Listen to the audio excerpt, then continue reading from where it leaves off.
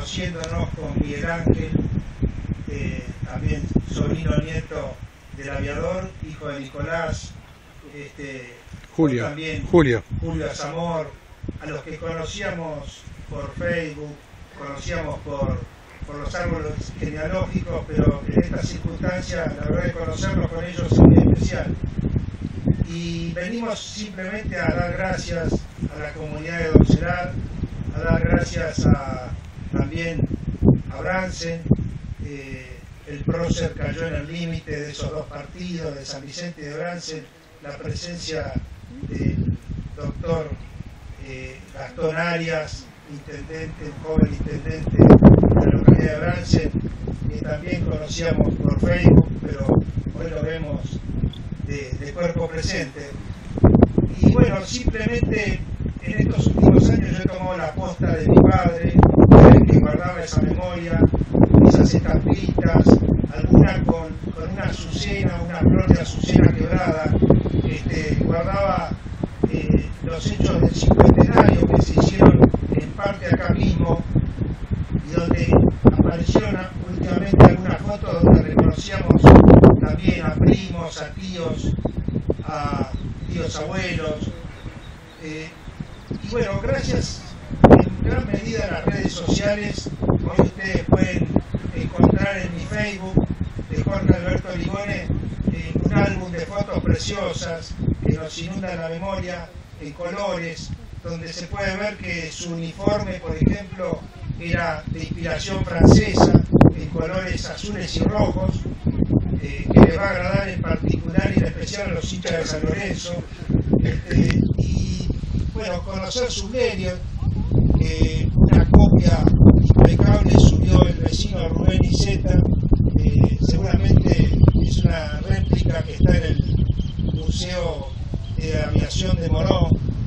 Agradecer a Iraizo, que la verdad que es el que más me ha vinculado con miembros de la Fuerza Aérea, del Instituto Newberiano, del Instituto Belgraniano, del Rotary Club de los Jams, su mujer Marta, que han invitado hasta el cansancio a participar en las cenas del restaurante Globo, donde solía concurrir también Jorge Newbery. Y bueno, uno se ha enganchado con esta historia, creo que no por narcisismo, creo que es triste la historia, sobre todo porque este muchacho cae acá a los 20 años, o a los 22 años, no queda claro si él era de 1891 o de 1893. En la medalla dice 1893 y algunos trabajos, entre ellos el de Mario Batagión, lo da por nacido el 6 de enero de 1891. Y bueno, él cae el 19 de enero de 1913 aquí en este lugar. Y cuenta la historia que él se había recibido de subteniente del ejército, porque todavía no había Fuerza Aérea, en 1908. Y luego de 2 años de recibido, se abre un curso, el primer curso de la Escuela de Aviación, y se anota con mucho entusiasmo y se recibe en muy poquito tiempo. La escuela arranca a mediados de 1912 y él recibe su brevet de piloto aviador número 17 el 20 de diciembre de 1912.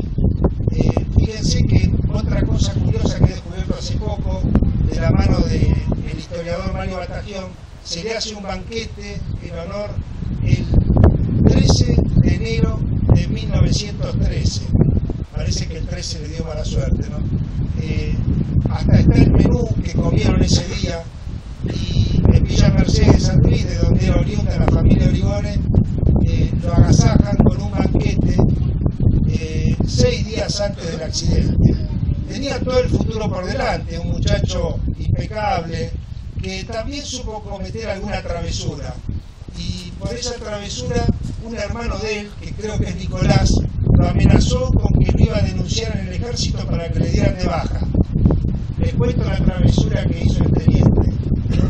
Parece que él tenía ciertas inspiraciones artísticas, dibujaba muy bien. Hay un dibujo en ese trabajo de Batagión en tinta china que quedó inconcluso, que reflejaba una habilidad muy importante para el dibujo. También en su formación en el Colegio Salvador en Buenos Aires concurría al teatro, tenía ciertas inclinaciones literarias como la tuvieron después hermanos de él, Lola, que fue muy buena pintora, Rafael, que también supo hacer cosas en cuero que eran muy demandadas en la provincia de San Luis.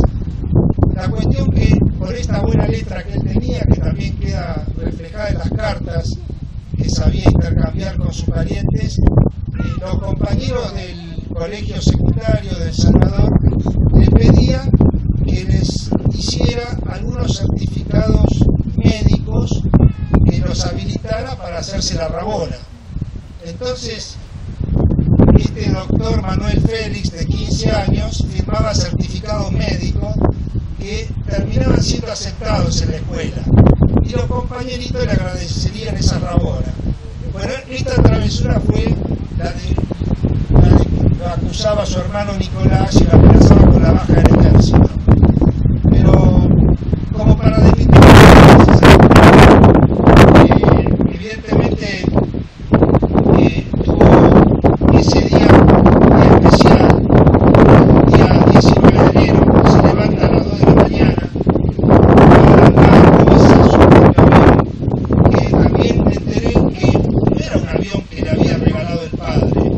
Eso lo dice como un muchacho de 20, 22 años se compró un avión en Francia, el mejor de los 3 Blérios que había en Argentina, y parece que no, que lo compra con la herencia que recibió de su madre.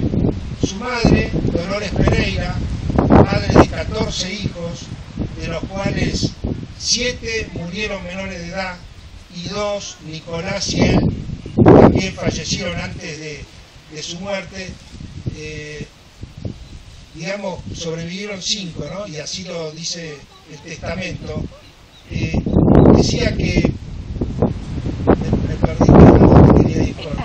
Lo compró con la herencia. Claro, lo compra el avión con la herencia de su madre, que fallece en 1908.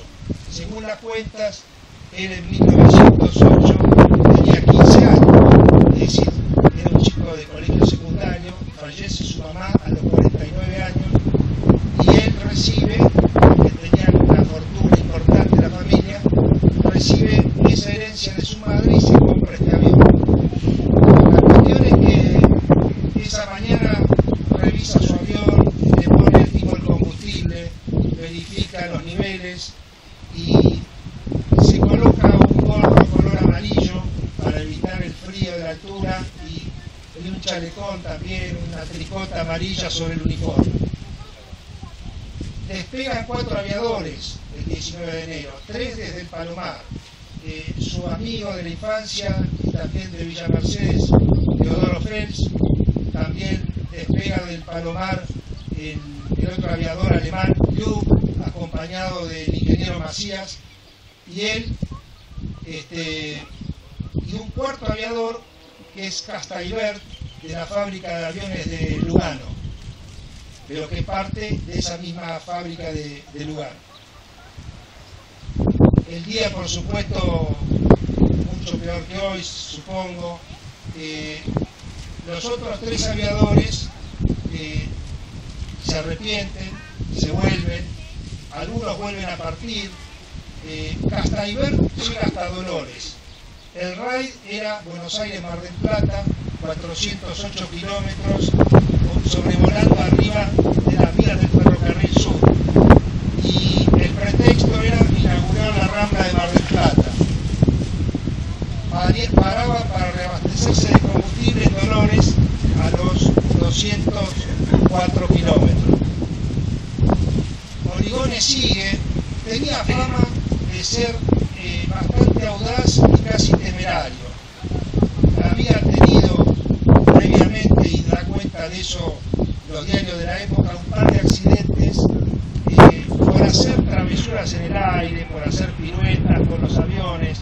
Se estiraba esto a tal punto que el historiador Batagión da cuenta de que salió una resolución de la Escuela de Aviación que regulaba y prohibía este tipo de maniobras sin control ni autorización de las autoridades de la escuela. Pero esa nacidos en enero, ¿no? Capricorniano, un muchacho con una mirada triste, un dejo melancólico, y resulta que ese día estaba alegre, estaba como eufórico, estaba convencido de que tenía que llegar a Mar del Plata, y el propio Newbery le revisa el avión, y sus últimas palabras son justamente dirigidas al ingeniero Jorge Newbery. Le dice: está todo perfectamente. Pero la verdad que Newbery no se la creyó. Newbery estuvo preocupado durante todo el despegue, sentía que podía haber demasiada presión atmosférica, no había un buen pronóstico del tiempo, pero la cuestión que él sale y sigue de largo hasta la altura, lo ven pasar por Banfield, lo ven pasar por las localidades, y cuando llega acá se produce el accidente, y en eso también no se ponen de acuerdo los historiadores. Algunos dicen que el viento le parte un ala a 300 metros de altura, pero otros testimonios, que creo que son más acertados, dicen que en realidad lo que hace el viento es darle vuelta al avión. Y otra travesura de Origone, él no estaba atado, parece que no se había puesto el cinturón de seguridad, y entonces él se queda cabeza para abajo y se tiene que agarrar de esa bicicleta en la que volaban para no caerse al espacio. Por eso alguna versión lo da como que él se hubiera salido volando del avión. La cuestión es que el avión se le cae encima y se incrusta en el tanque de nafta, le quiebra la columna, le quiebra el tórax, el dispositivo, el timón le quiebra el tórax, y además tiene una herida muy importante en la boca, en el labio superior hasta el ojo izquierdo.